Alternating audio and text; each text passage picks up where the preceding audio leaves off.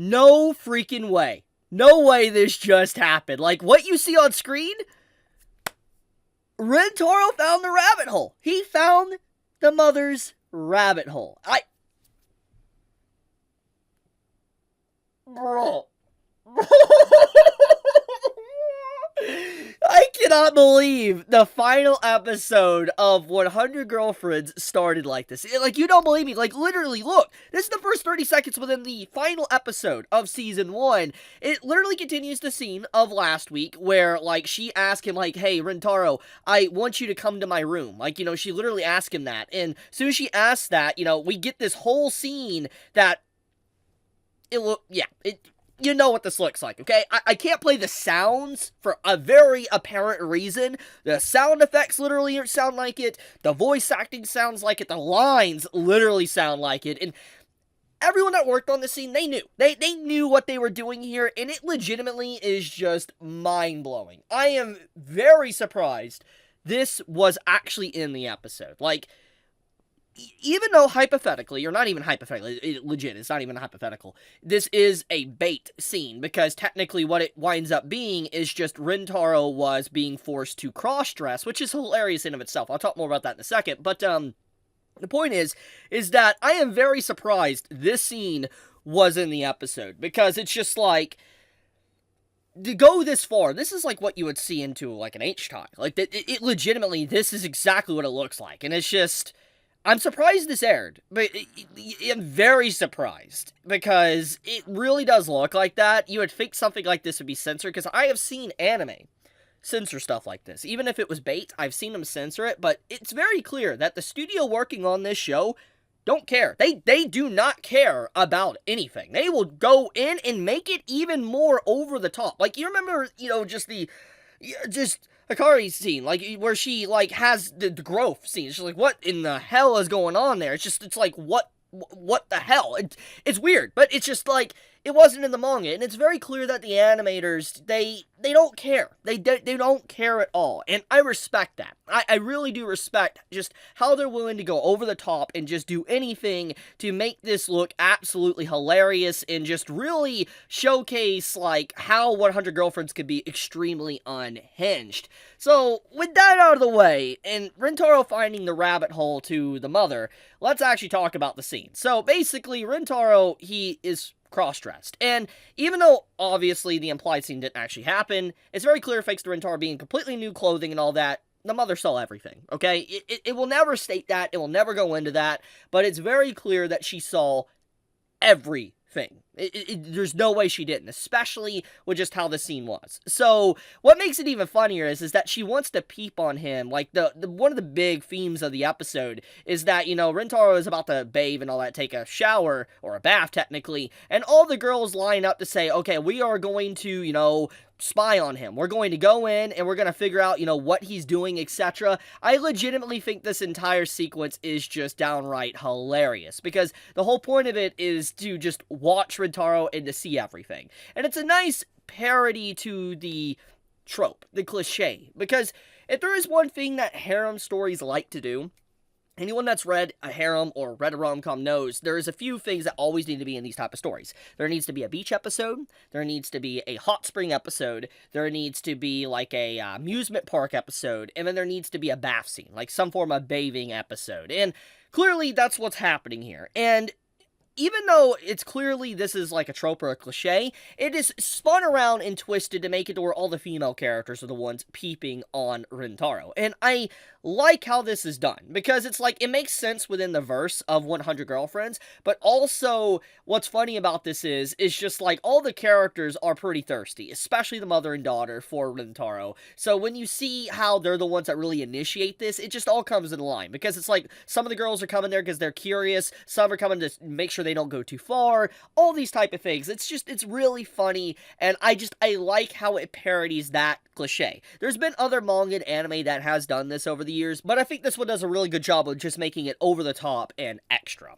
Now, with that being said, we need to talk about this alternate route, okay? The fact that this is here makes me wonder. I know it's a comedy gag, and you shouldn't really put too much thought into it, because it's just meant there to be hilarious, but it's like, why is this here? Why is this ladder into the top of the roof to spy in on the bath here. Is this meaning that, the mother wants to be spied on? Is that why it was built? Or was she going to spy on her lover before he died, if she invited him over? There's so many questions I have about this, but it's just like, why is this here? Because this is not something you can make in one night, so why? Now, with that being said, speaking of one night, or not even a full day, we need to talk about the final sequence of the episode, where we have the mother. She straight up buys the school. And I think that this is one of the most unhinged moments of the episode, because it's like not even 30 seconds earlier, like the characters are leaving the mansion, and the mother's like, where are you going? You visit whenever you can and all that, because it's very clear she's sad that, they got apart. And so within the span of maybe a few hours, like 3 to 4 hours, she bought a freaking school to be basically the principal, so to speak, to be able to see Rentaro anytime she wants. So it's just like, bro, that's so extra, it's so funny, and it just... I love the mother. It really, Hahari is just such a good character, and she adds so much new flavor to the show, because... Here's the thing, it's very clear she is just filthy rich. I mean, we already kind of knew that, but it's like, thanks to how rich she is, there is so many more layers that this show can have, and let's talk about that. So, a big portion of this episode was acceptance and the ghost of Hahari's, lover passing on into the afterlife. That was a big portion of the episode that basically showed that there would be no hard feelings from the previous lover and all that, and it's nice. It's a nice little segment, but what this does show is a supernatural element, that there is ghost within the story. Now, to be fair, at the beginning of the series, there was the whole segment with, like, God pretty much saying, like, hey, you gotta woo 100 girls, and yeah, there was definitely some supernatural fantasy type stuff going on there, but many could look at that as just a means to an end to really jumpstart the plot, and that's about it.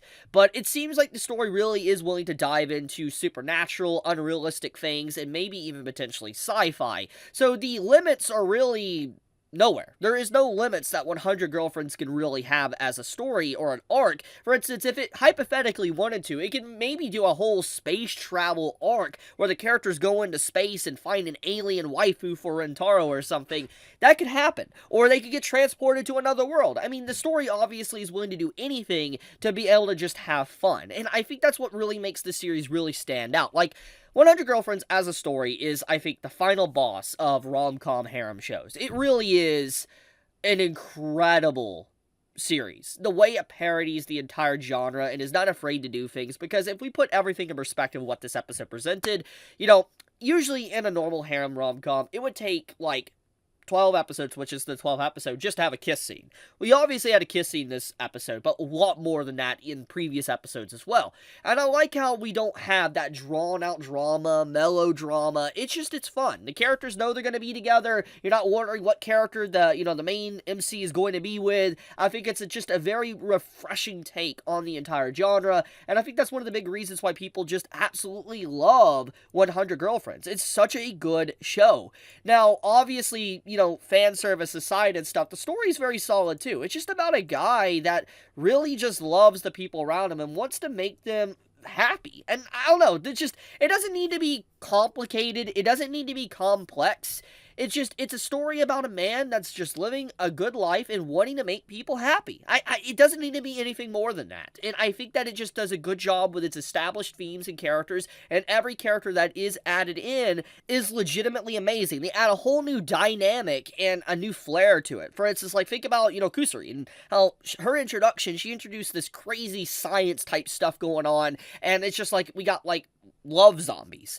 Now we got the mother. She's stinking rich, and basically now it means that they could go on crazy vacations, do whatever they want if they want to buy something over the top. It's really nice. And then, we have the whole stuff with, like, different characters that are like our readers and stuff, more of the innocent kind.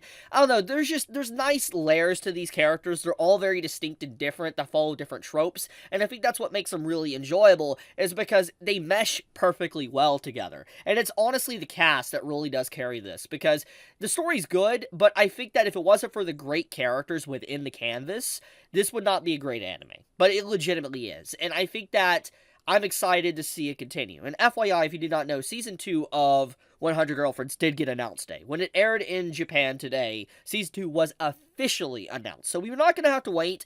I don't think we have an actual air date, but if I had to take an educated guess, it's probably going to return maybe in spring or summer of next year. But I'll leave it at that. If you enjoyed my videos on 100 Girlfriends, do leave me a like. It does help me out a lot. I would greatly appreciate it. And, also, I would like to say Merry Christmas Eve to all of you out there. I love all of you. Thank you so much. And may you all have a very wonderful holiday. So, with that, Chibi out.